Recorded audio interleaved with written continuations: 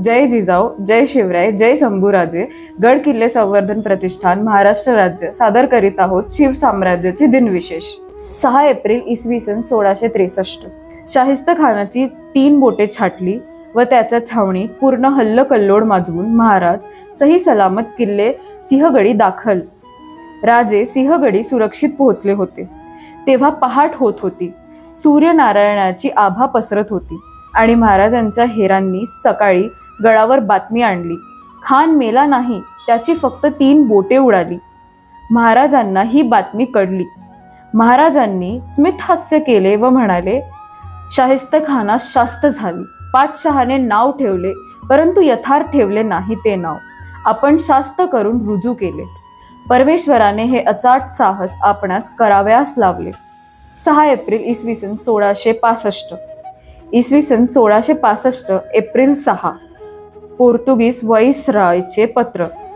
शिवाजी राजे कानडा प्रांतातून गोव्याकडे येणारा तांदूळ ताब्यात घेण्यासाठी तुमची 9 जहाजे मुरगाव बंदराकडे आली व परत जाऊ लागली। त्यामुळे आम्हास काही लढाऊ जहाजे तिथे पाठविणे भाग पडले। त्यांनी तुमचे जहाज धरून आणून बंदरात ठेवली, परंतु तुमच्या स्नेहसंबंधाकडे लक्ष देऊन मी ती जहाजे जाण्याचा हुकूम न सोडता परत जाण्यास मोकळीक दिली। 6 एप्रिल 1666। राजे दिल्लीजवळ करीत होते। छत्रपती शिवाजी महाराजांनी औरंगाबाद सोडले व महाराजांच्या पुढच्या प्रस्थानाची बातमी देण्यासाठी वकील म्हणून रघुनाथ पंत कोरडे दिल्लीस रवाना झाले। महाराज आग्रा प्रवासात असताना त्यांना औरंगजेबचे पत्र मिळाले। त्यात औरंगाने मिर्झा राजे जयसिंग यांनी ठरवल्याप्रमाणे तुम्ही इकडील प्रांती रवाना झाले हे पाहून संतोष झाला। एशियास इकडील पूर्ण लोभ तुम्हावर आहे, म्हणून अत्कार न करता खात्रजमेने दरमजल करत निघावे यावे। भेटी अंती बहुत सत्कार पाहून माघारे जाण्याविषयी निरोप दिला जाईल। साप्रंत तुम्हाकरिता पोशाख पाठवत आहे, तो घ्यावा।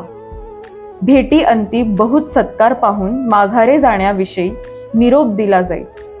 हे औरंगजेबाचे लेखी वचन पाहून महाराजांचा उत्साह व अपेक्षा निश्चितच उंचावल्या। 6 एप्रिल इसवी सन 1782।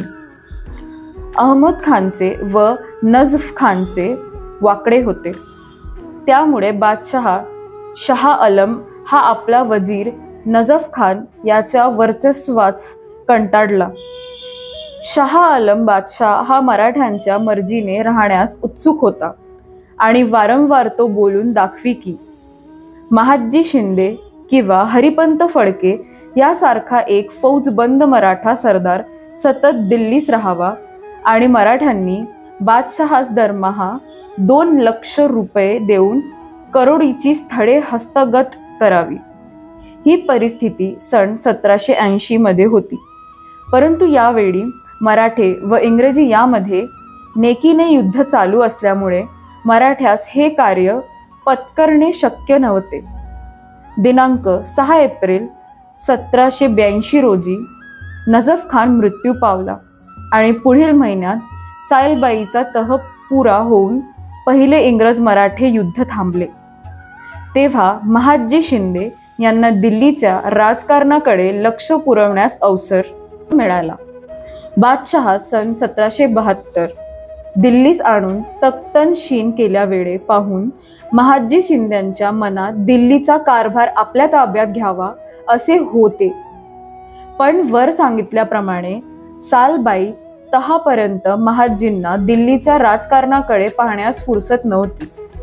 या संधीचा फायदा मिर्झ नजफ खान याने घेतला, पण मिर्झ नजफ 6 एप्रिल 1782 मध्ये निर्तलल्यानंतर दिल्लीच्या बादशहाने महादजीस दिल्लीचा कारभार हाती घेण्याची विनंती केली।